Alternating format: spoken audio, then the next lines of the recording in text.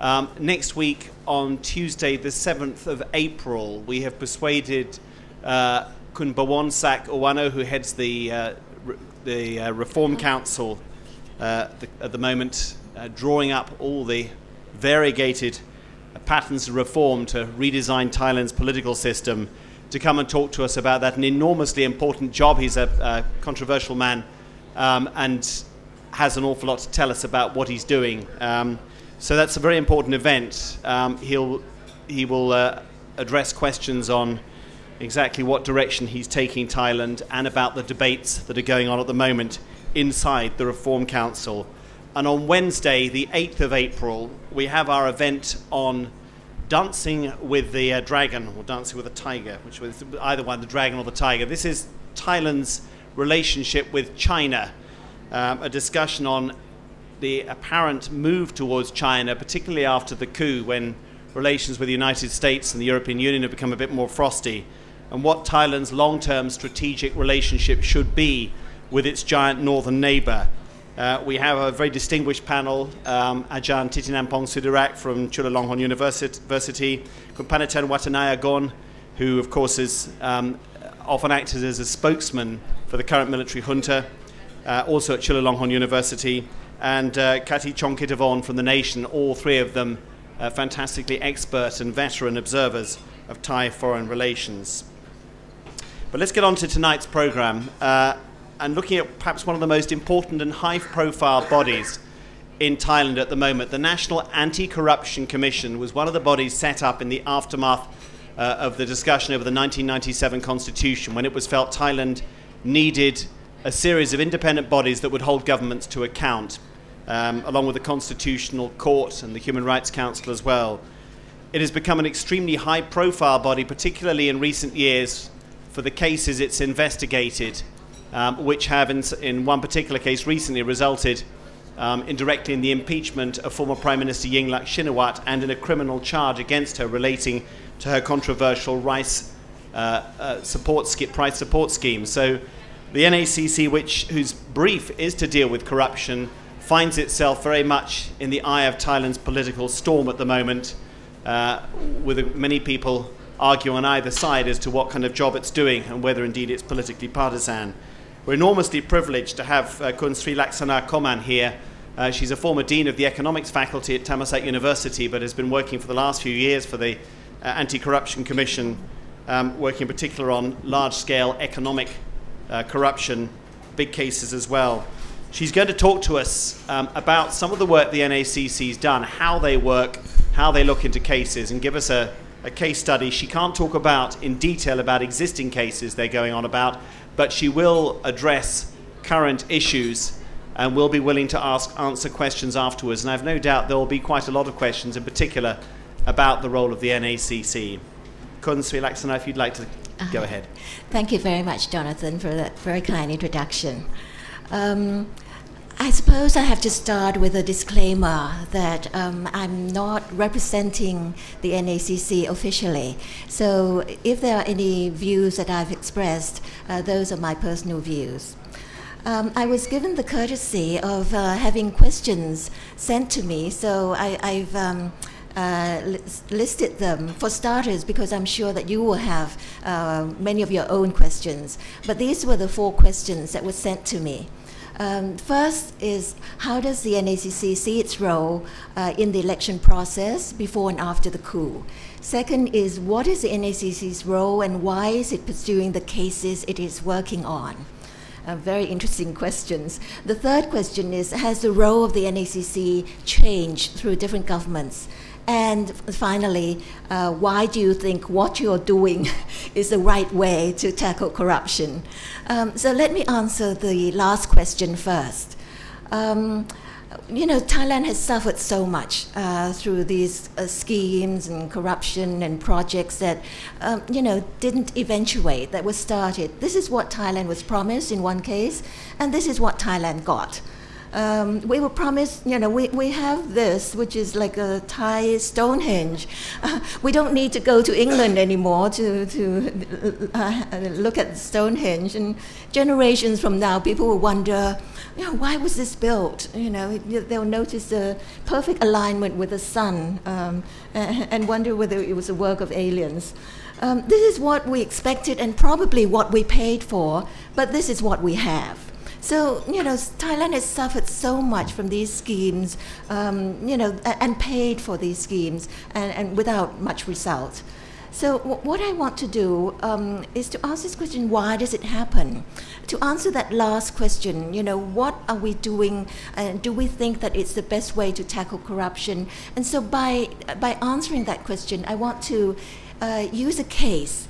Some of you who have been to some of my other talks before may have heard me talk about this case before, because I cannot talk about current cases. So I'm going to talk about an old case, but it's what we want to do is to learn from those cases. Why does it happen in those cases? And then find ways and means to, if there are loopholes in the law, then to change the laws. If there, what is the cause of, that kind of wrongdoing, and try to fix it, try to have measures that fix it. So we want to learn from those cases. So what I'm doing is going to take the case of the Klongdan wastewater treatment project.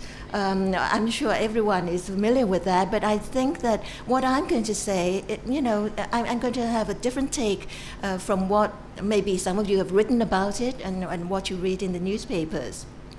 This project, if you ask a question whether this is a project that should have been undertaken, yes, it's a good project.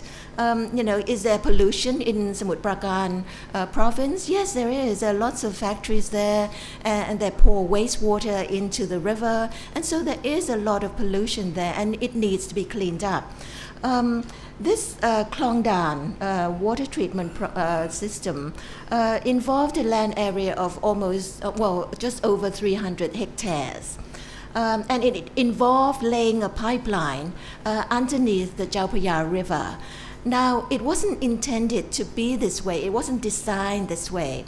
The Asian Development, this is a long and winding pipeline. The Asian Development Bank did a study. They hired Montgomery Watson to do the study on where the wastewater treatment plant should be located.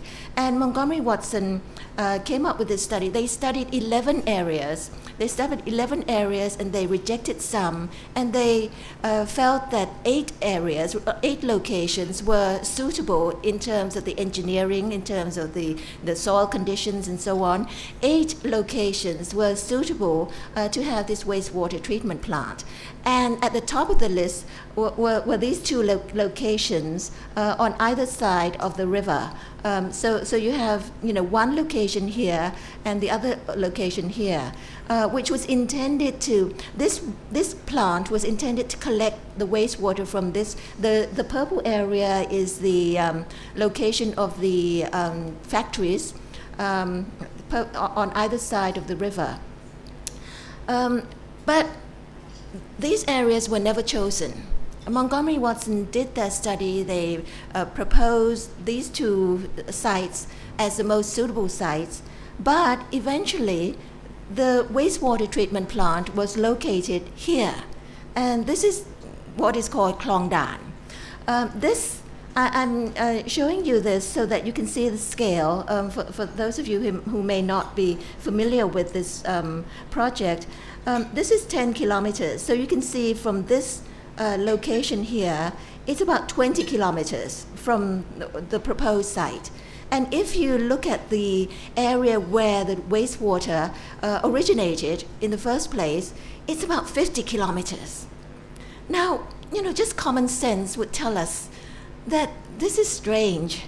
Why locate the wastewater treatment plant so far away and risk? You have to transport the wastewater, which contains all these toxic materials. The iron. These factories. There are leather factories, and some textile factories there, batteries factories. It has all this waste is heavy metal waste, and even if we just use common sense, we would feel that it shouldn't be appropriate to transport this waste, this toxic waste, over such a long distance and risk having leakages and other things happening. So when something doesn't make sense, I always feel that it makes perfect sense in terms of corruption. And so the questions that I asked were, who owns this land? And the second question, what would your second question be? My second question is, who produces the pipes? Because you have to lay down all these pipes, to bring the wastewater to this location. At that time, so if we look at the chronology, at that time the Prime Minister, his initials are BS. I'm not making this up. His real initials are BS. The project was submitted to Cabinet by the Minister of Science and at that time it was Science, Technology and Environment. His initials are SL. He will appear again and again. So if I can ask you to remember the initials SL for about 20 minutes. The project was resubmitted to Cabinet by Yingpan Manasikan. He was the Minister of the Environment, Science and Environment, who resubmitted the project. I can call him by name. Because he's dead already, so I don't think his family would sue me. Whereas SL is still very much alive. The project. The plan was to have 2 wastewater treatment plants on either side of the Chao Phraya River, and it involved a budget of 13 billion baht. Okay, initially it was 13 billion baht, and it was supposed to be a turnkey project that involved the design, construction, as well as the land acquisition. SL will appear. SL, some people say, will be Thailand's next Prime Minister. So, watch him carefully. Who were involved in this project? Well, 2 consortia. That's the main contractor was a consortium consisting of these companies, NVP SKG.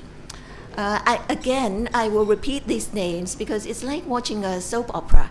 You need to know who the characters are, who the actors are, and so I'll repeat these names for those of you who may not be familiar with these names. NVP SKG was the contractor who got this project. The consultant, by law, a project of this size requires the government agency to hire a company or whatever, a consulting firm, an engineering firm, to make sure that the design is appropriate, to make sure that the construction is well done, and to oversee and monitor the project. So the consultant was a consortium, AMS. Okay, so we'll look at these people later on. We found much later that there was corruption at every stage of the project, from the development, the tendering process, modification, land acquisition, and so on. Now, let's look at the connected persons. VA was the Minister for the Interior at that time. He had shareholdings in Palm Beach Development, Lantong Mining, and Northern Resort. These names are important. Palm Beach Development, Lantong Mining, Northern Resort. I'll keep repeating and repeating them because they'll appear again and again. RIC, not RIP, he's very much alive. He has shares in Palm Beach Development, Klongdan, Marine and Fishery, Samut Prakan Operating. This is called OPCO. This company will come in much later in the project. MDX, But he also holds shares in Northern Resort. Just now we saw that, Palm Beach Golf and Country Club, and I'll explain why there was a golf and country club there. This individual, SK, well, she has the same initials as I have, but that's not me. She has shares in Palm Beach, MDX, Klongdan Marine and Fishery, and Gateway Development. Gateway is in NVPSKG. All right, so the contracting, the main contractor is now connected to, you know, these people who sold the land. There is one person who's connected. PL has shares in Palm Beach, Klongdan Marine and Fishery, and so on. Now, who owns NVPSKG? If we take a closer look at that, N is Northwest Water from the UK, a very reputable company with 100 years of experience in wastewater treatment, and in fact their credentials, the credentials of Northwest UK, was what what made NVPSKG win the contract in the first place. Northwest Water UK set up a company in Thailand called Northwest International. Now with start-up capital of £100. I'm sure many of you have more than £100 in your wallets right now. But I don't think Northwest Water was involved in this scam in any way. I think they were used by the Thai companies. V is owned by Vijit Pan. S, remember who was the Prime Minister at that time? S is owned by BS. K is owned by the nephew of V. So it's all in the family. P, Prayun with, a lot of this is already in the newspaper, so it's public information, it's public knowledge. What I'm trying to do is present the facts. And so this is public knowledge now. P is owned by the father and the brother of SL, our future Prime Minister. G is owned by MDX. MDX we saw just now, you know, the shareholders of MDX, 99% of Gateway is owned by MDX. And who owns OPCO? We have NVPSKG. OPCO is owned by VPSKG. Now I tried to put everything together, all the issues together, and I didn't succeed in putting everything into one picture. Why did I want to do this? Because this is a sort of a frustration that I have. I'm an economist, and it's my frustration with lawyers. My apologies to any lawyers in the room. I understand that when you prosecute a case or when you undertake a case, you have to find the wrongdoing that violates article, which article and so on. But that sort of, leads to sort of a silo, a tunnel vision, without looking at the whole picture. So I wanted to put everything together. There's a contract issue, there's the project approval issue, the cabinet resolution issue, the land issue, and I couldn't fit the other two issues in. That was the environmental impact analysis and the public hearing issue. That's they come in as well. Let's look at the land issue first. Initially, Lantong Mining, which is owned by VA. VA was the Minister of Interior at that time. He bought land from the Klongdan villagers. This had nothing to do with the wastewater treatment plant. This was before the wastewater project came into existence. He bought the land for 20,000 baht per rai. and basically sold it to himself, because he sold it to a company, Palm Beach Development. And he was a shareholder there. VA is a major shareholder in Palm Beach Development. So he basically sold the land to himself. Of course, we didn't know anything about this. These are not listed companies or anything. You know, these are just, you know, small companies. They're registered but not listed. If we had known about this, at least this is tax fraud, because you're trying to increase the cost of one company and reducing the income of another. You know, this is transfer pricing, and so that's for starters. And then, why Palm Beach Development? Why that name? The intention was to build a golf course initially. And you know, these are seasoned business people. They know, and you know, they had a study done, a feasibility study done on the land for their golf course. What happened was that you know, their people found that the land is not suitable to build a golf course. Can you imagine? You know, a golf course is a kind of project that requires the least amount of buildings, you know, structures on the land. Can you imagine that land that's not suitable for a golf course is now being used for a wastewater treatment plant, which, you know, wastewater, any kind of water, is so heavy. But anyway, because he found that it wasn't suitable, you know, if you're sitting on a worthless piece of land, commercially worthless, and in fact this land is very valuable in terms of, you know, ecology, environmental, you know, the value and all that, very valuable, but worthless in terms of commercial, you know, prospects. You know, they found it to be, you know, the land to be too soft. It was low-lying, salt water, seawater was encroaching on the land. There was mangrove swamp.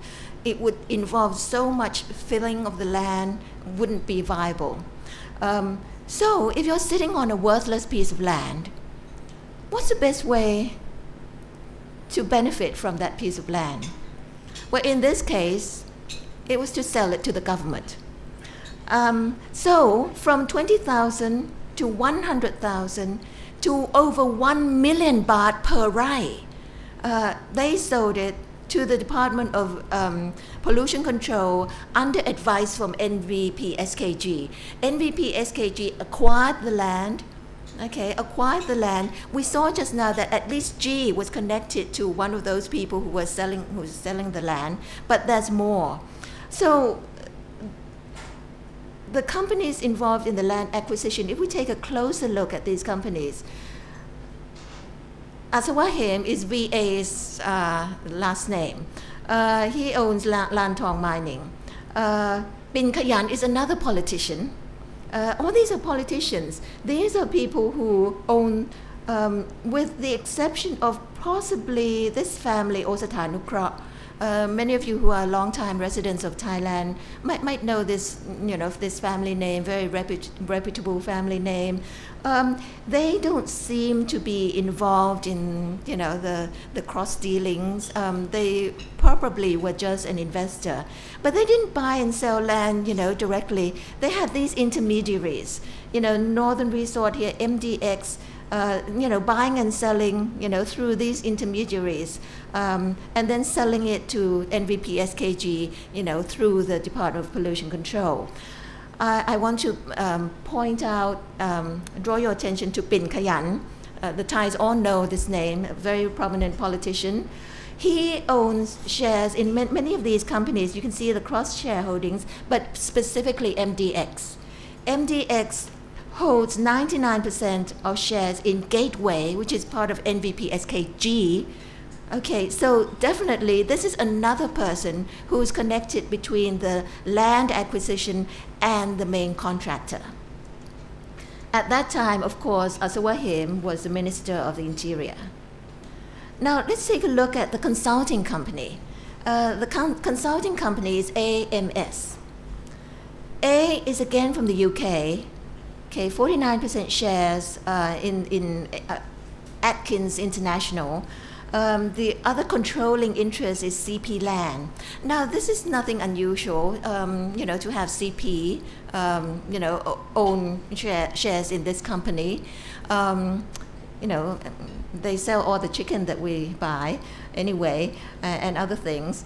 But what is more interesting is that they also have shares in Palm Beach. So this company that was this was hired to monitor and control the work of the main contractor, NVP-SKG, is actually related to that Palm Beach company that sold the land to NVP-SKG through the Department of Pollution Control in the first place. Who's M? These three people, I can use the real names, they're not known. But what's interesting is that the other shareholder, who is he? He is the Director General of the Department of Pollution Control. This is a department that owns the wastewater treatment project. And they did the feasibility study before the project went ahead. So the Director General of the Department of Pollution Control set up his own company, did the feasibility study, got money for that, and now is part of this consortium to monitor the work of NVP-SKG. Now Sinclair is also fun. Sinclair used to be called Torani Tech, changed its name in the year 2000. Who owns Sinclair or Torani Tech? One person is, if you can see, James Warren Evans. Who is James Warren Evans? He is the environmental manager of the ADB. The ADB did the feasibility study, provided the loan to the Thai government for the project, and the environmental manager sets up his own company and gets money for monitoring the work of the main contractor. The other shareholder is Harvey Ludwig, is a former USAID. And the third shareholder is Subin Pinkayan. We saw him earlier, the politician. He sold the land through MDX. He owns part of MDX, which owns Gateway. Now, what kind of monitoring would you get from a company that's related to the main contractor? So this is a situation that we have. If I jump to the results of the case, 2 ministers were sentenced to jail. One already died. One fled the country, so no one's in jail. But what I find really appalling is that each of the companies, N was not implicated because N withdrew before the contract was signed. So who's left is VPSKG. They were each fined 6,000 baht. 6,000 baht, not 6,000 million baht, 6,000. They had received 23 billion baht. Okay, if you remember, the project was supposed to have a budget of 13 billion in the beginning. But because of this, they went through all kinds of tricks to relocate the project from those two that the Montgomery Watson proposed to Klongdan. They had to go through, this is something that I find maybe shows that the laws in Thailand are not too shabby, because they had to go through, all kinds of, sort of roundabout ways to get the project moved to Klongdan. At first they submitted it to the National Environmental Committee to ask whether it would make more sense and it would be more economical, it would involve less budget if we had only one location on one side of the river. They got that approved. They said it would cost the country less. Now, the people who approved it, maybe they didn't know, what was going on. Maybe they felt, all right, if it's going to cost less on one side, it should be okay. They probably thought that it was one of those two locations that Montgomery Watson chose. And then afterwards, what they did was, through some kind of, I think, this is not very clear, but I think it was through the bidding process, that NVP SKG proposed Klongdan. And I'll come back to that. Okay, I'll come back to that. So the fact that one location was considered, was approved, was put through to cabinet, and cabinet acknowledged it. They didn't. The cabinet didn't approve. They acknowledged it, and then when finally it was moved to Klongdan, they submitted at another time an increase in the budget from 13 billion to 23 billion, because they said that Klongdan is so far away, they needed to lay down more pipes, involve greater distance, and so they requested an additional.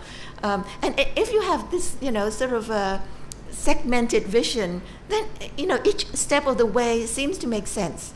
If you don't look at the whole situation, if you look at the location of Klongdan and how far it is, yeah, it makes sense to to increase the budget by almost double. Each company was fined 6,000 baht. Why was that the case?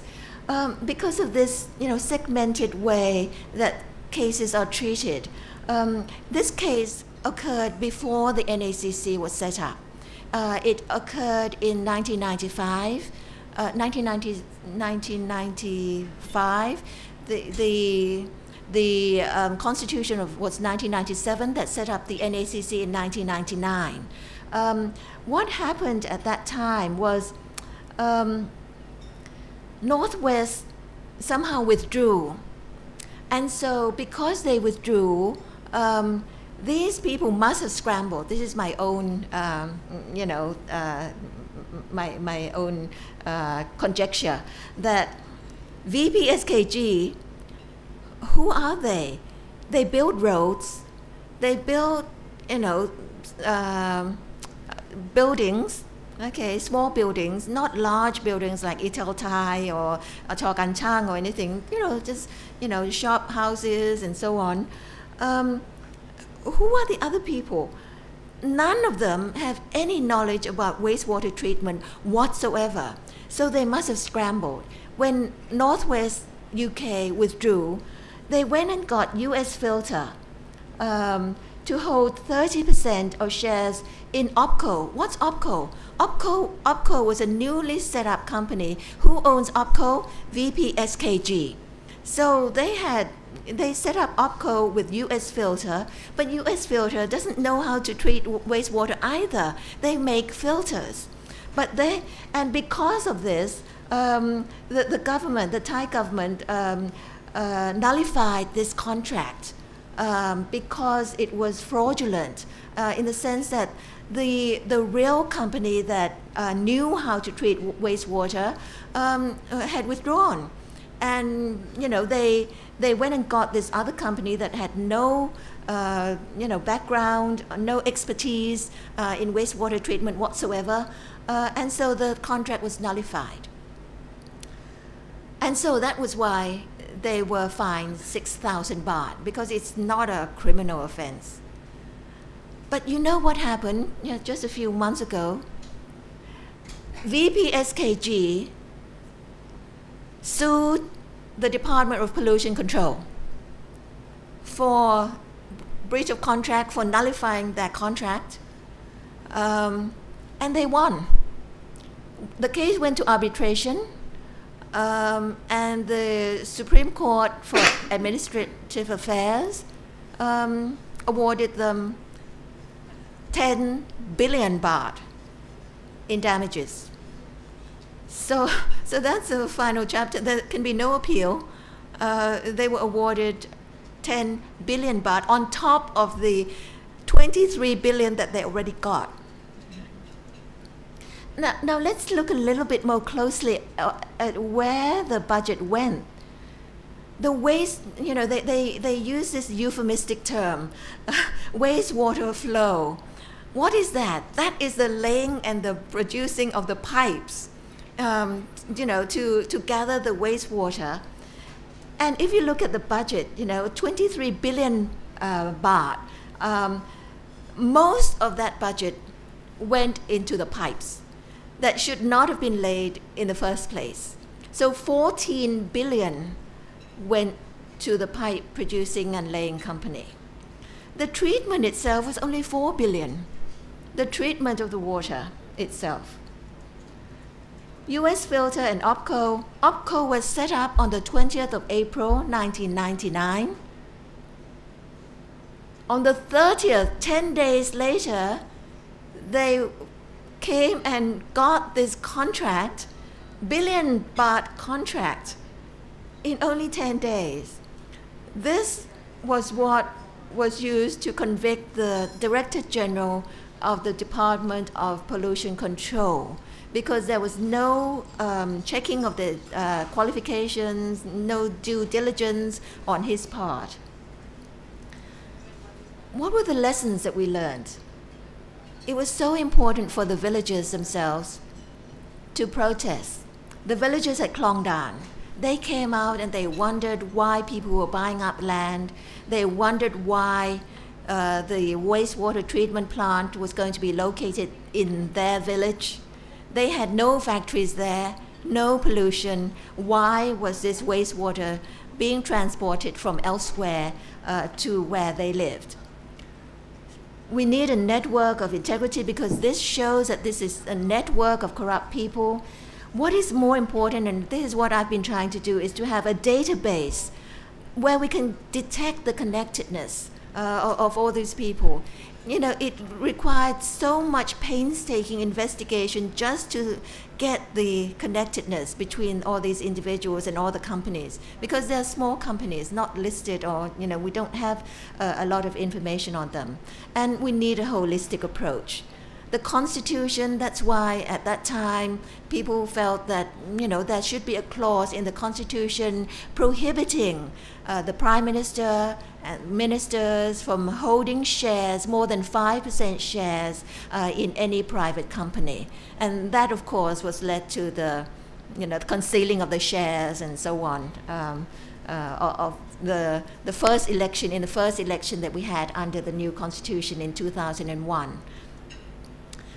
But there are some nagging questions. I think the questions nag me only because I talk to the people who handle the case, the lawyers who handle the case, and it doesn't nag them. So perhaps, you know, perhaps I'm being a little cynical and pessimistic, but, you know, these are the questions that nag me. Montgomery Watson, I'm sure that they were doing their job in a proper way. They looked at 11 areas and, you know, found that 8 were suitable, and they proposed 2 areas. One of the 11 areas was actually Klongdan. My first question is, why did they choose Klongdan to include in the feasibility study in the first place? 20 miles away, kilometers away, 50 kilometers from the factory area. Why did they choose it? I have a feeling, I have no proof, but I have a feeling that the Minister of Interior, who owns that land, may have made a call to Montgomery Watson and said, you know, why don't you include this area as well? Or maybe he had asked someone else to do it, because it makes no sense whatsoever for Montgomery Watson to go and choose that area. I believe that Montgomery Watson didn't know anything about this. The Thai government asked them to include this area, and so they did. That's what I believe. But they had concluded that Klongdan was not suitable for all those reasons, lower lying, soft soil, all those reasons that I mentioned before. But the Thai government decided to choose Klongdan as the location for the wastewater treatment plant.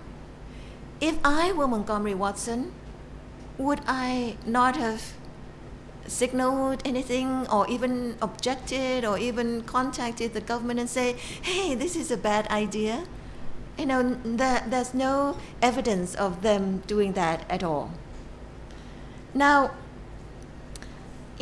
I'm a cynical kind of person, and so I'm trying to look at, you know, the laws, and, you know, to read the laws, and I was thinking, and I posed a question, and I was wrong. I posed a question of whether, who was the competitor of NVP SKG when the bidding was open. NVP SKG, of course, was one. There were many other companies who were competing for this project before it was, decided to have one water treatment plant only. But then there were two companies that bid for this project. NVP SKG, of course, and Marubeni, Japanese company.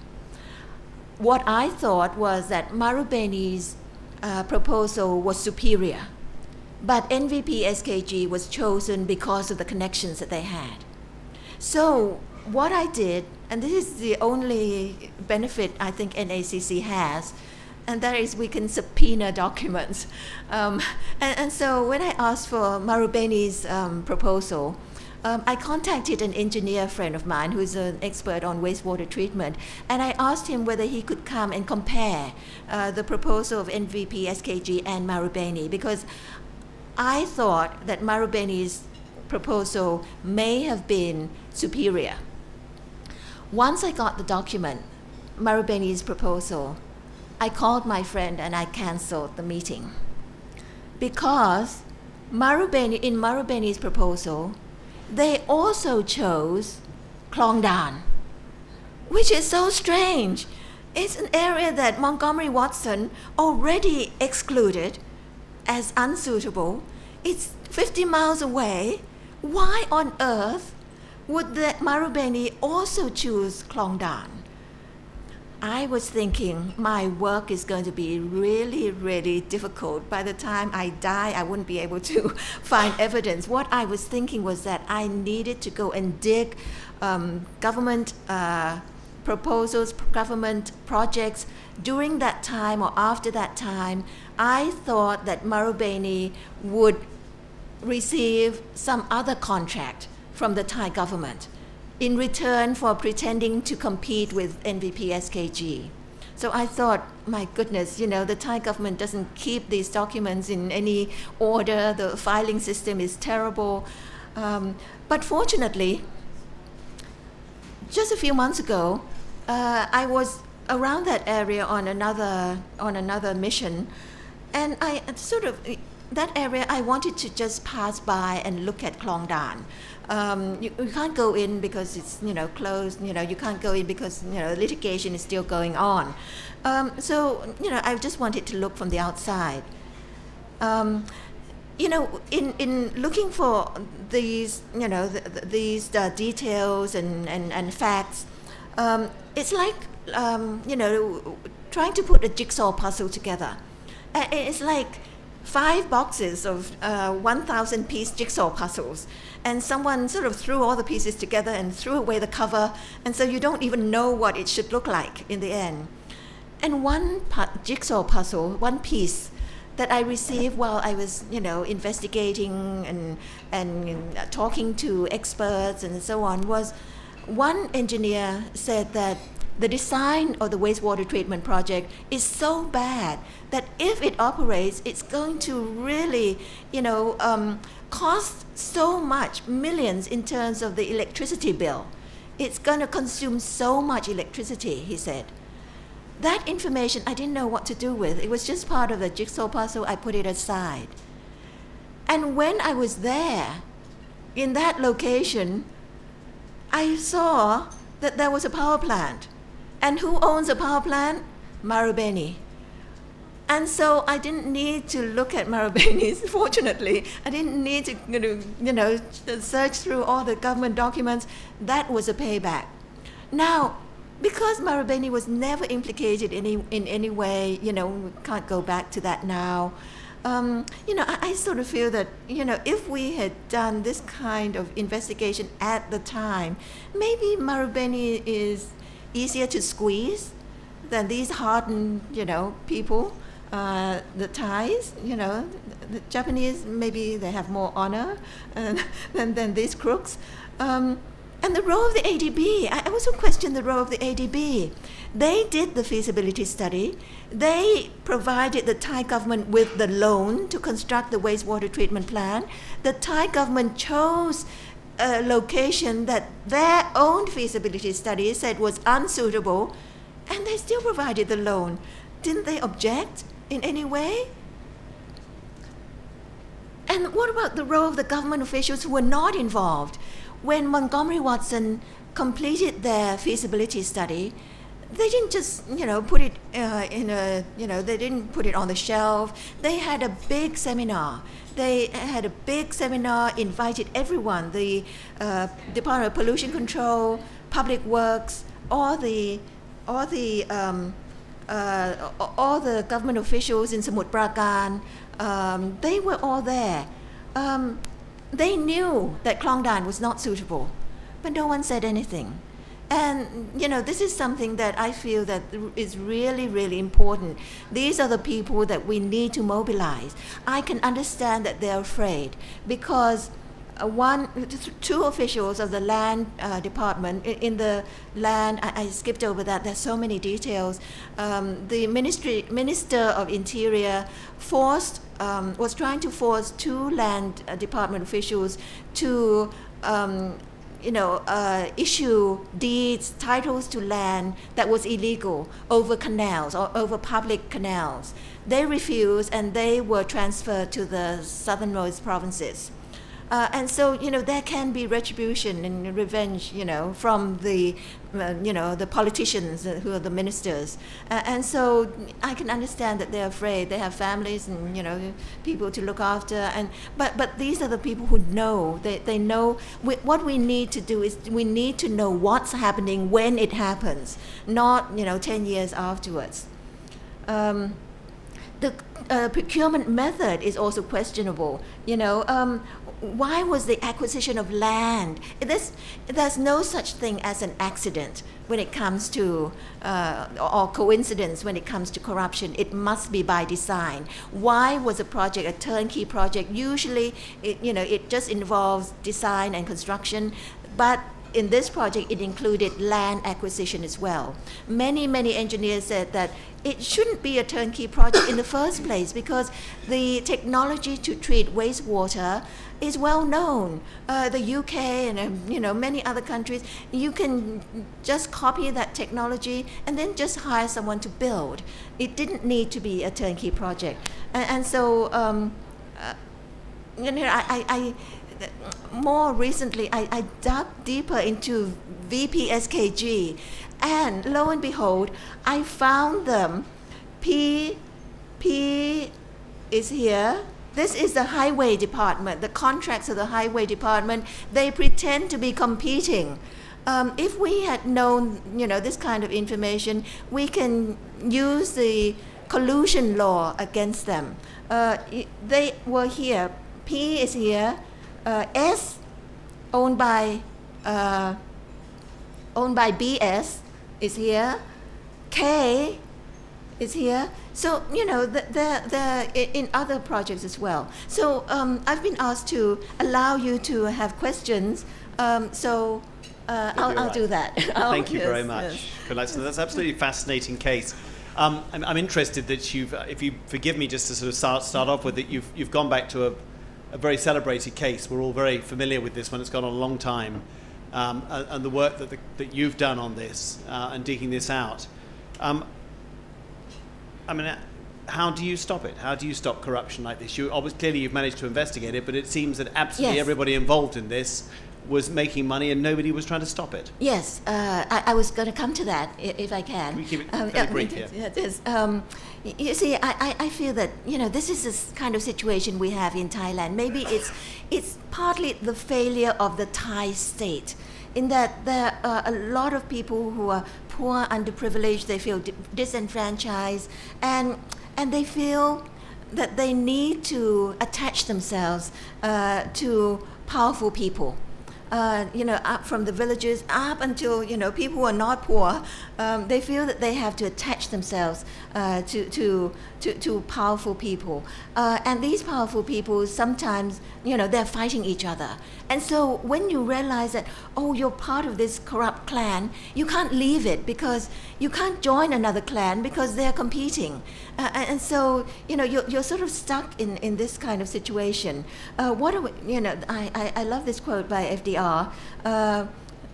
government by organized money. That was, what Jonathan was talking about. This is organized money. Is just as dangerous as organized mob. What are we doing about it? I always feel that prevention is better than cure. Greater reliance on technology, the database, the asset disclosure, the database, that's what I've been trying to build up for the last 2-3 years. We have this, this data linkage at the moment so that we can see the connectedness when it happens. So this is proactive, I feel that this is what we need. Greater use of technology in businesses, like, things that, this is in general, not just for this particular case, registration, licensing, permits, and so on, monopoly elements, some laws we've changed, and what we've been doing is to, proactively investigate the mega projects when they're being approved. One example is the NGV buses that were approved like 5 years ago, the 4,000 buses, and then it came back as 3,183 buses, and now they're going to purchase from 4,000 to 3,000 to 489. So we're monitoring the projects as they get approved. I have a team who monitors the cabinet decisions, because most of these projects are approved by the cabinet. They're not projects that go through the normal budgetary process, usually approved by the cabinet. And in Thailand, it seems that the cabinet can approve projects without any upward, ceiling on the budget. It can approve, any amount. So that's something that perhaps, needs reform. So the agricultural intervention policy, we were doing the study long before the rice, the case came against Prime Minister Yingluck. We didn't look at just rice. Rice, longan, cassava, natural rubber, sugarcane, palm oil. We did all these studies long ago, at least 6 years ago. Why did we choose these products, these agricultural products? It was because we were sick and tired. We were sick and tired of all the corruption. At that time, it was the longan, the fruit up in Chiang Mai. There was so much corruption there. We were sick and tired, and we felt that the way that the government was intervening in these, to help the agricultural people, the farmers, and so on, was not the correct way. The way in which we don't object to any kind of policy if everyone wants to help farmers and agricultural people, we don't interfere with that. But the method of assisting farmers, we felt was wrong. And so we did the study on rice, longan, and all these projects long before, and we submitted our recommendations to the Samak government, to the Somchai government, to the Apisit government. Only the Apisit government listened to what we had to say, and he changed the method of intervention. The Yingluck government came and went back to the old method of intervening in the rice market. I can talk in detail about that. Perhaps I could open the floor to some more questions. If anybody wants to ask, there's a microphone up at the end. Could you identify yourselves, please, and keep your questions reasonably brief? Thank you. But the answer might not be.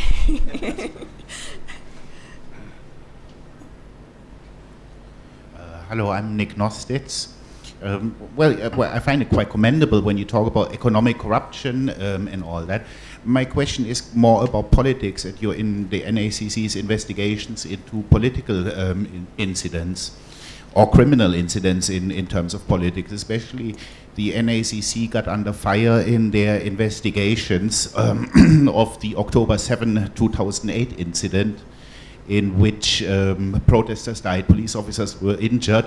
The Office of the Attorney General was rejected the NACC's report. As far as I can, as far as I can remember, it was for not having interviewed enough witnesses. And also my experience was that the NACC was highly selective in interviewing witnesses, especially journalists. Most journalists on the street were not interviewed except ASTV journalists.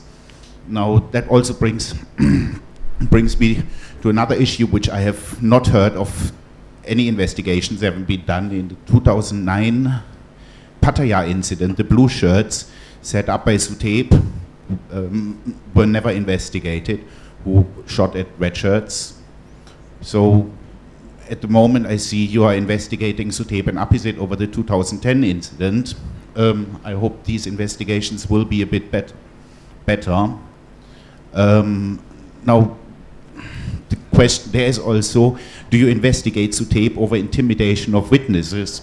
Because as you may have heard, I was beaten up by one of Suthep's, by a mob ordered by Suthep's left-hand man, which could also be interpreted as intimidation of witnesses. I was a witness in the 2010 incident. Nick, can you just get the question, please?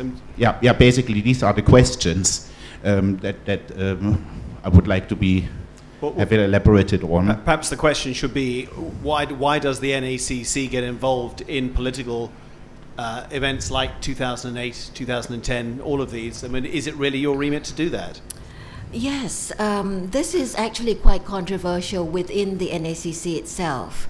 The Thai law under Article 157, there are two offences under that law, but in the same article, Article 157, about corruption as well as dereliction of duty.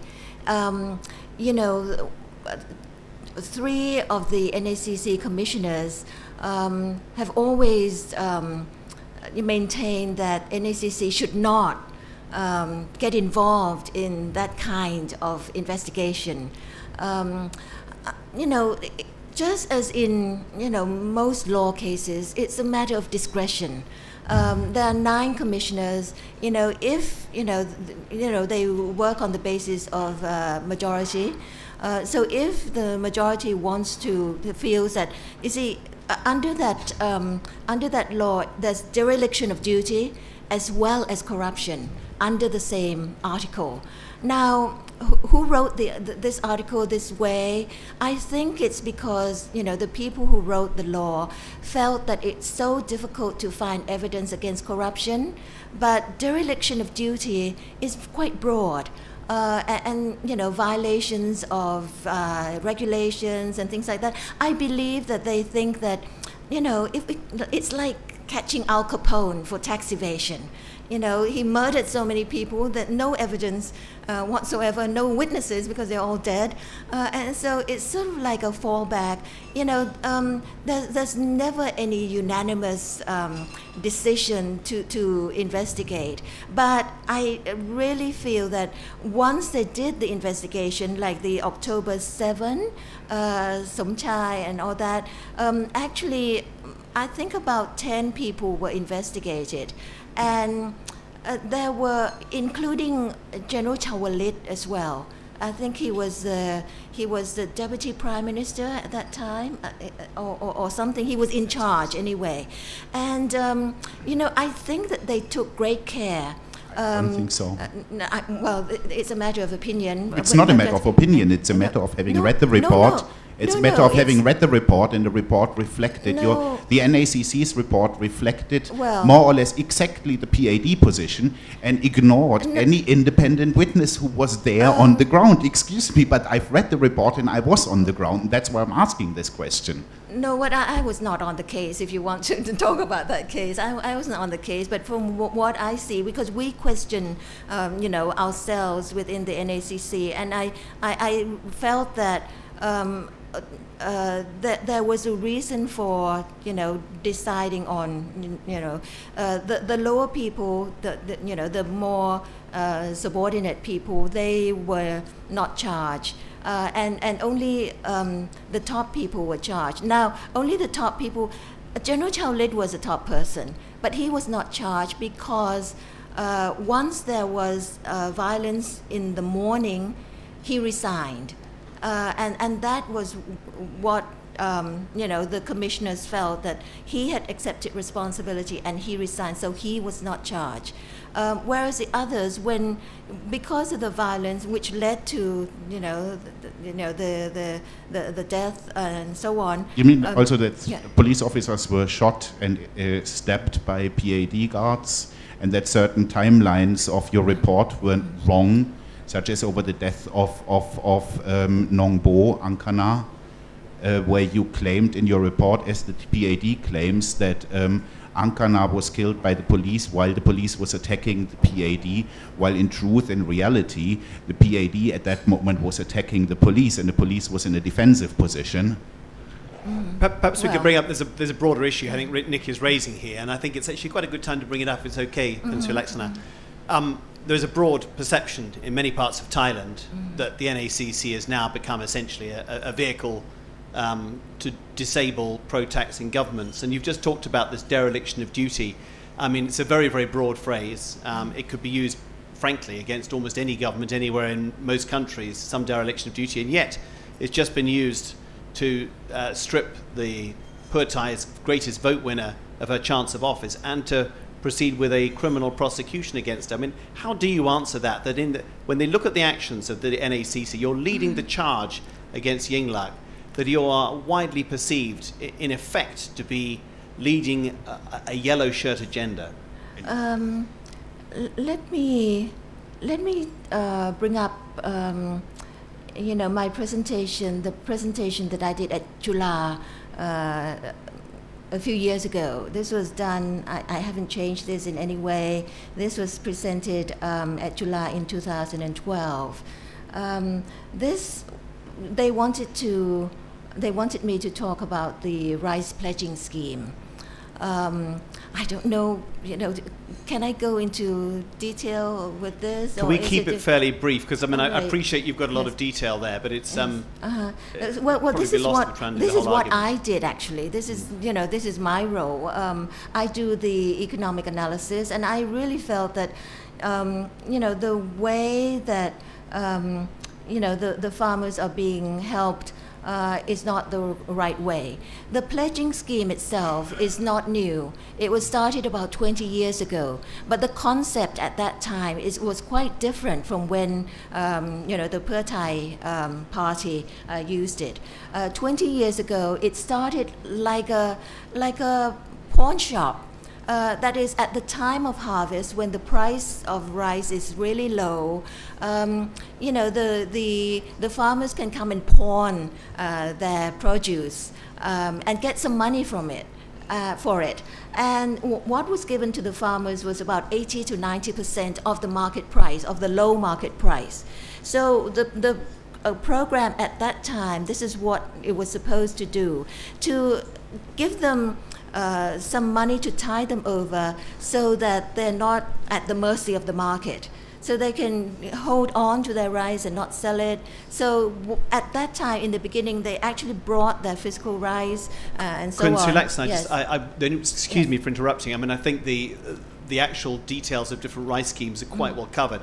I find this interesting. You're looking at the moment the arguments for and against different rice schemes, and I think Yingluck's scheme could and was very widely criticised. The question is it appropriate? Is it appropriate for you to be using arguments about which scheme is better or worse, but actually the NAC to be taking action which results in the crippling of one side of a major political divide? Well, my work preceded all that. There was more corruption, and what we did was the NACC actually sent, under the law, Article 19, paragraph 11 says that the NACC has the power to recommend measures that would reduce corruption to the government. So the NACC presented this, to Yingluck twice, and showed her why it was it was a policy that encouraged Corruption? This is the allegedly fraudulent government-to-government contract with China. The example the NACC's taken up, right? No. The pledging itself. Yeah. The pledging itself, because just having the government buy the rice, and store it at a higher price than market price, that leads to corruption, because if you buy it at such a high price, the farmers are very, very intelligent and, very reasonable. If you buy, if a pawn shop gave me, 10,000 baht for a 2,000 baht watch, I would sell it to the pawn shop. I wouldn't redeem it. Could I ask if the NACC has evidence of corruption? Because I've heard a lot about corruption in the rice scheme. It's been very widely talked about, and yet there has not been a single court case. I mean, why are we seeing prime ministers being stripped from possibilities of office and facing dereliction of duty before any court has yet found and proven examples of corruption? Because, we get informants coming up, and we have evidence of, rice being taken out of the warehouses, and, evidence of rice being smuggled. But this is evident. It's not yet a proven case, is it? I mean, it hasn't gone to court. It hasn't gone to court because it's in the process. But what our position was that the scheme itself results in this kind of corruption. It opens the loophole, the opportunity for corruption, like the rice coming in from neighboring countries. And so do lots of schemes in Thailand. Lots of government policies result in corruption. It's not. I mean, this might be much more corruption than others, but this has had much, much bigger political consequences than any other government scheme I can think of which there have been legion in Thailand. The criteria that is used to choose, what cases to pursue. I'm sorry. The criteria that we use, we have very specific criteria. The impact on the economy and society. That's one. That's one criterion that's used. The amount of budget, and certainly the rice scheme qualifies for the amount of budget that was used. Would it be all right? Would you allow me just to bring in? Yes. I'm conscious there are people waiting up there. Could I have the next question, please, and we could perhaps keep this conversation going. Hello, Michael Topfer with Sweden's Expressen newspaper. I'd like to return to what Jonathan said, that there have been many allegations that the Thai bureaucracy and judiciary are heavily biased and politicized in favor of the yellow shirts and against the poor Thai and the red shirts. A little bit more than a year ago, when the PDRC were protesting in the streets, there were photos circulating on social media, on Facebook, showing you taking part in the PDRC rally with the whistle in your hand and trying to oust the Yingluck government. Doesn't this exactly show what the red shirts have been claiming, that NACC is politicized and its members are heavily biased, including you? Well, I can ask the same question of journalists. Everyone votes, right? I think everyone has, their preferences regarding, who they want to be in power. I would interject there and say that no journalist actually should take part in a campaign, a very overt campaign like the PDRC, and any journalist who did, I think, would be discredited, or at least be seen as very clearly on one side. Well, it's different. Sorry, Kundan. Well, I would have thought that everyone has their own preferences, but whether you act on it is quite different. I sort of really feel that I, can separate. And in fact, the NACC, I've seen the work of the NACC, and they're very, very careful about each time when they want to indict or bring a case. I know you might not agree, but what I see, and I have no reason to I don't have any reason to defend the NACC. I can go back to the university anytime.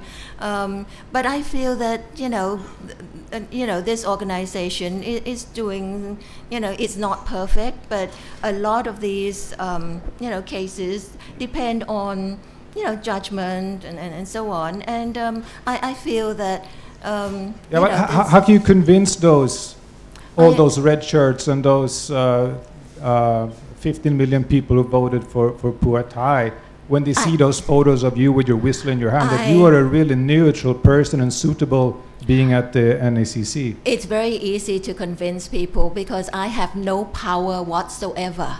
I don't do any of the prosecution. I don't do any of the cases. I do research. I don't have any power whatsoever, and I can stand by my research. Because the research that I do, I have the numbers, I have the statistics to back up my work. I just make the recommendations. I don't have any power whatsoever. And the next question, please. Yes, Eric Selden, Resource Media. Can you explain how the NACC comes to determine charges or bring up charges of impeachment against officials who are no longer serving in office?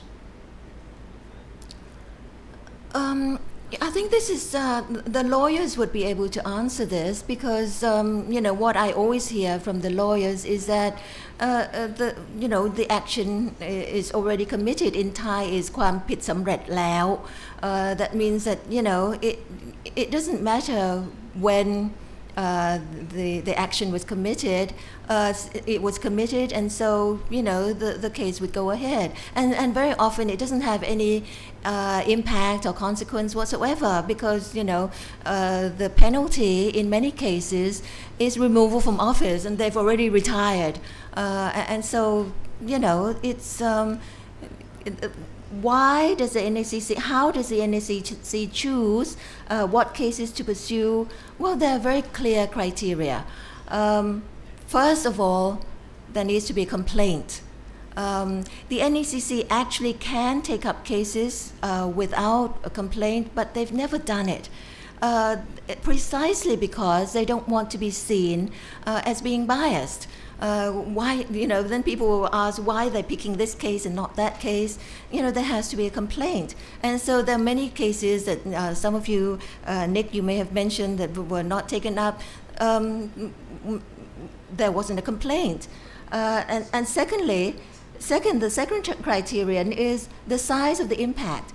When I first joined the NACC, we were frustrated because at that time, the cases were taken in order in which they were received. And that was so frustrating because I remember there was a case against a bus conductor who had pocketed the bus fare. I think it was just 20 baht or something. And that required, the full consideration because the lawyer said it doesn't matter what the size is, wrongdoing is wrongdoing, and so because they were afraid of being accused of being biased, and so they just did everything in chronological order, which was so inefficient. And so more recently, about 5 years ago, they set up, we set up a criteria for pursuing cases. So first of all, the complaint. There has to be a complaint. Secondly, the size of the impact. So larger cases would be, have greater priority.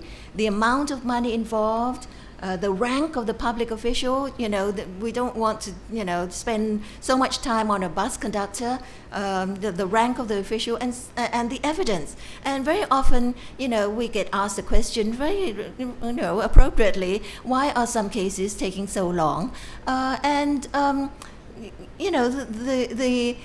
You have to understand that the evidence is not always there. It's, if you have more evidence, more witnesses coming forward, and the evidence is there, then, but ultimately it is a matter of, discretion. There has to be some discretion in picking these cases, but these are the criteria that are used. Thank you. Can we have the next question, please? David Kemp. My background is information security. I work at ACIS Professional Center.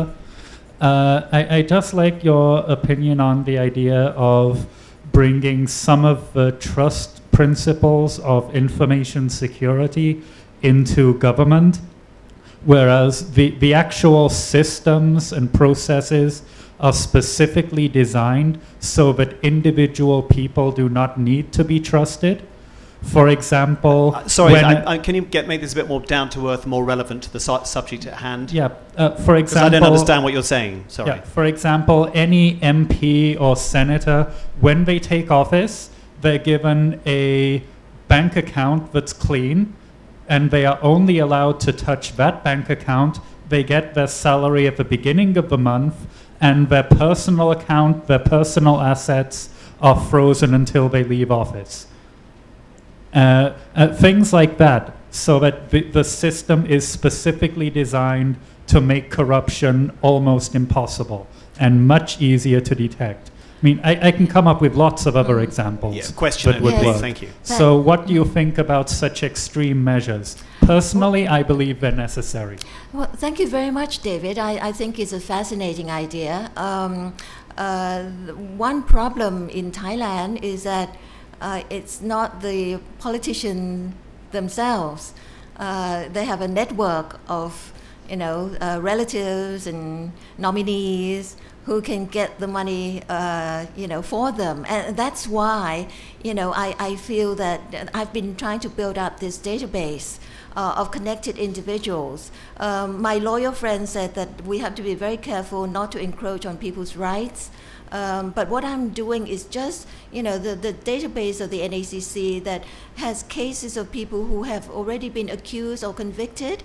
So just among those people, and trying to link them to the network of, friends and relatives and so on, because it's, in Thailand, it's very easy to use a nominee. And suppose I wanted to, suppose you're a government official, David, and I wanted to, give you some money. We've seen cases where I would just go and open a bank account in my name, perfectly legal. I put in, 10 million, 20 million or whatever, and give you the ATM card. And so there's no way to trace the money to you because it's my account. So I would welcome your suggestions. I know your expertise would be very welcome, to try to capture all these, ways in which, what do we need to do? Do we need to freeze everyone? I'm not sure, but I'd really like to have further conversation with you. Next question, please. Yeah, you brought up a very good point about asset. Can you introduce yourself, please, George? Sorry, George McLeod. You brought up a very good point about asset declarations. And I noticed some months ago that the senior officials in the military made asset declarations. And I read afterwards that there was some commentary that perhaps those assets were out of kilter with the official salaries that those officials were receiving. So as an investigator of corruption, did you see any opportunities when you saw those asset declarations that possibly there might be some fertile ground in investigating the senior military officials in the current administration? Yes, thank you. Thank you, George, for that question. Again, the assets that they have now may have been, they may have been the result of some corrupt schemes in the past. This comes back to, what kind of evidence can we find? So, it's something that, it's not, we have a backlog of 10,000 cases. So it's not something that, we're pursuing right now because, it's so difficult to go and dig up all the, it's easier right now to, get those people who are encroaching on forests or, forest land and get the land forest department officials, who were complicit in those deals.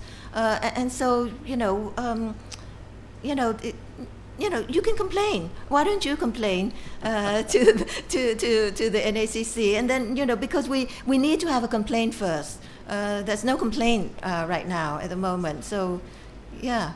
We do have a current police chief who is spectacularly wealthy and is a career policeman. I mean, it's unimaginable to me how a man in that position could possibly have become so wealthy, but he's not alone.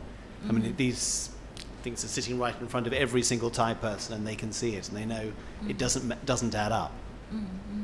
Yes, I'm sure that there's so many of these people, whose wealth cannot be explained in some way. Yeah, what's that? Why don't you investigate the ones which are right now in power? Isn't that your job? We need. Police chief, like the generals. Please make the complaint. Because we really need the complaint first, really, because otherwise, otherwise people who are against you will say, why this person and why not that person and why not the other person, So you would suggest that some opponent of the present government. Pardon? You would suggest some opponent of the present government. Yes. File a complaint Yes. To the NACC. Yes, yes. See how long they last. Go to the next question, please. Hi, my name is Chuck Howard. I'm a member of FCCT. And this glass right here that I'm holding up, if it was all the corruption money in Thailand, what percentage is yellow, what percentage is red? Well, I really don't know because, Guess. I mean, is it like 99% red? Is it 50-50? I honestly don't know because, these deals are done, in secrecy. We've had surveys that people pay about 30% of, the project in terms of bribes. But, the case that I was talking about, that's much more than 30%. It's not just the bribery that is paid to the, the public official. These crooks, what they're trying to do is to steal the country's budget. And that's a lot more. I would imagine that could have gone up to, just the inflated prices. I'm sure, it's more than 50% or whatever. But in terms of the bribes, the surveys have showed, that private companies have paid, up to 30% of the project to obtain the contract. What we're trying to do is to get the competitors involved. We're trying to mobilize society and get the private sector. That's what we've done with the NGV buses, to get the competitors. In fact, I actually went and talked to some European bus producers. They said that they were not interested. They didn't want to come and compete because they knew that they would lose. And I said that we are trying to make this better. I, in fact, encouraged them to come and compete. And we now have set up for construction, we have the COST, C-O-S-T, Construction Sector Transparency, whereby, knowledgeable people, mainly competitors and people in the industry, can come and observe the process and come and peruse. What I find when I was doing the bus project was that even though the information is out there, they're required by law to put the terms of references on the website. Knowledgeable people did not read it.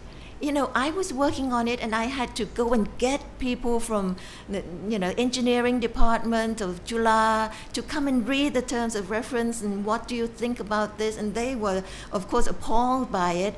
But the information is out there. What we're trying to do is get, civil society involved, get knowledgeable people involved. I've contacted the Engineering Association of Thailand. They've promised to, provide knowledgeable engineers. Sometimes it's very difficult because I'm monitoring the second phase of Suvarnabhumi Airport. I'm monitoring the infrastructure, the trains and all that as well. This is the present government.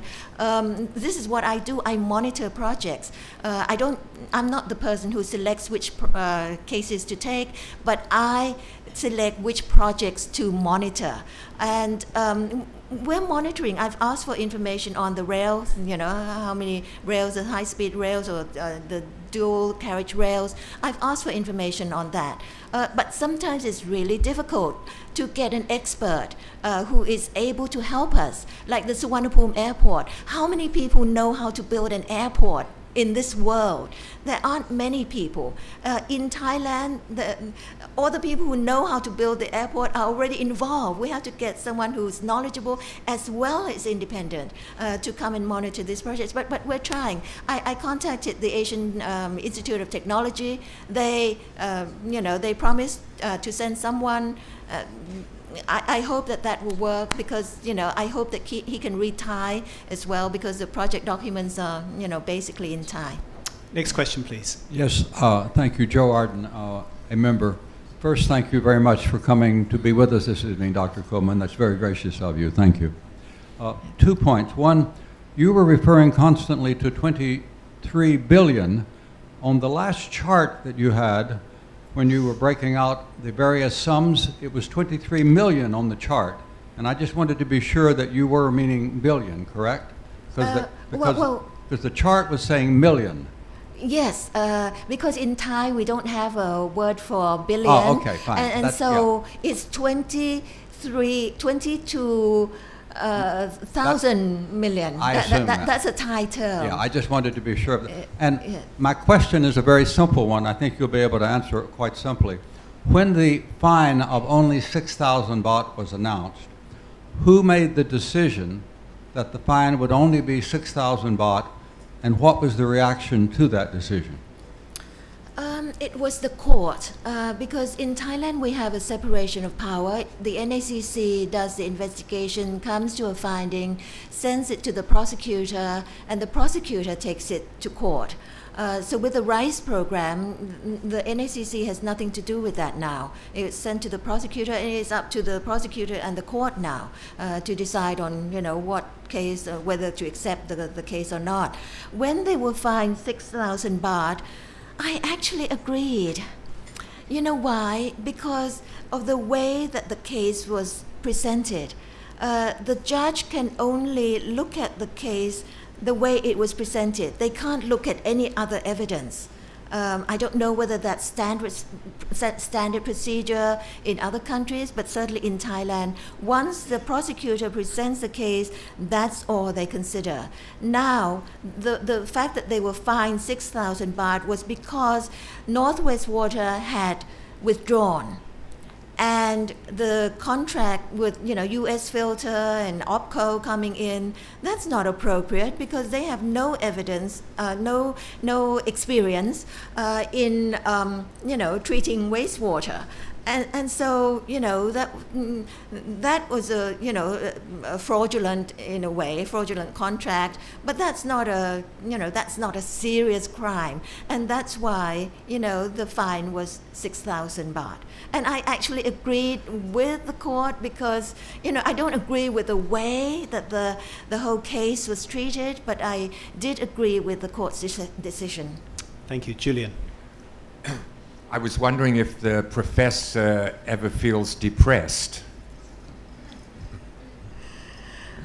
about the corruption outlook in Thailand. I mean, the simple fact is, since the establishment of NACC in '99, corruption in Thailand has simply got worse and worse and worse and worse and larger in scale, right? This year is meant to be the year of reform. But fundamental to any attack, and with corruption being at the leading edge of reform, but fundamental to any attack on corruption is the establishment of the rule of law. So far, from the NRC or anybody else, we have not heard anything about any significant sea change reform in the police department and the judiciary. Is there anything that we could look forward to in terms of good news in this direction? Thank you very much, Julian, for that question. I'm reminded of what Winston Churchill said. he defines success as the ability to move from one failure to another without losing enthusiasm. And so by that standard, you know, I think we're making progress. I think the corruption that you say has increased is a different kind of corruption from before. I think the kind of corruption prior to 1999 was a different kind, and I think that has been reduced. I think because, you know, we've advocated the use of technology, more, you know, sort of arm's length dealings, like the cameras at intersections, you know, that removes the contact between the police and the motorists. You know, that kind of thing. You know, from the Thai's point of view, you know, to get my passport in 5 minutes, you know, that's a, you know, huge improvement. To get my, you know, my car registration renewed in 15 minutes, that's a huge improvement, and it reduces the opportunity for corruption. Because if it takes a day to get these things done, then there's an incentive for people to, you know, pay money, pay extra money, and so on. We are trying to, you know, I know that most of you have really bad dealings with the immigration department.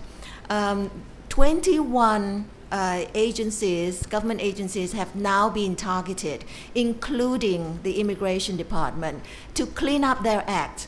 They have to, by May, they have to, this is my work in terms of prevention, by May they have to make it clear, they have to advertise what documents are required for, you know, whatever, you know, business that you go in for, to apply for whatever license or extensions or visas or whatever. And the time period, they have to specify the time period. What fees need to be paid. What we're also trying to do is, like many of the foreign embassies do for visas, that is, have a third-party payment system. So you can pay at, you know, a bank somewhere, and then, you know, at least we're not so sophisticated at the moment. I think that, you know, what we're trying to do is that have you pay at a bank, and then just scan your pay-in slip and so on, and use that. But what we're trying to do is to make this completely online, so that once you pay, there'll be tracking directly to that department, so that you have already paid for your extension or visa or whatever, and reduce that contact with the government official. So 21 agencies, please monitor them. You know, there are 21 agencies that have been targeted. They have to clean up their act by the end of May. And I think these are the, you know, the major agencies that, you know, that serve a lot of people. It's getting late. Can we have one more question, please? Ray. Thank you. My name is Ray Buono, and I'm a theater director and a friend of the club. As a foreigner who's lived here for a long time, we often hear the idea of Thainess, which Westerners or foreigners don't understand. And one of the aspects of Thainess seems to be the idea that good people should govern. And I know when Kun Suthep was making his speeches, he always talked about how the good people should govern and not the politicians. And now it seems that the general certainly considers himself a member of the good people fraternity, because he's now rejecting all other advice and all other checks and balances. And I was wondering what this term actually means in terms of the political rhetoric and also in terms of the mindset of the Thai people. Well, thank you, Ray. I can't speak for all the Thai people. But my hope is that we have good politicians. In the work that I do, I find that, you know, good elected politicians. In the work that I do, I find that very, very often, you know, we have the laws, we have the regulations. It's just the people who don't, you know, abide by the laws, the people who violate the laws because they're afraid of their boss who has power over their transfer or dismissal and so on. And it's something that's difficult to cultivate. I can understand that it's very, very difficult for people to go up against power. And so I think our dream is to have good elected officials, because very, very often we have the laws, people don't abide by the laws. Are these people good or bad, or are they good people who do bad actions, or bad people who have good actions? I don't subscribe to that kind of thing, but it's when you look at Japan or Korea, and we see that we have so many scandals in Thailand. If these scandals were to happen in Korea, they would commit suicide. Japan, they would resign. And what is it that makes people different? It takes a long time to cultivate that sense of responsibility and accountability. And in Thailand, the picture that I showed just now, people just gravitate towards centers of power. And sometimes it doesn't matter whether the people that you gravitate towards, the people in power, whether they're doing the right thing or not. They can be corrupt, but at least I'm getting some of it because I'm part of it. That's why some people call for, is it a dream for Thailand to have good people at the top, elected people? I think everyone wants good elected people. Sirilaksana, thank you very much indeed for coming and giving us so much of your time and your thought. Thank you very much. Thank you very much.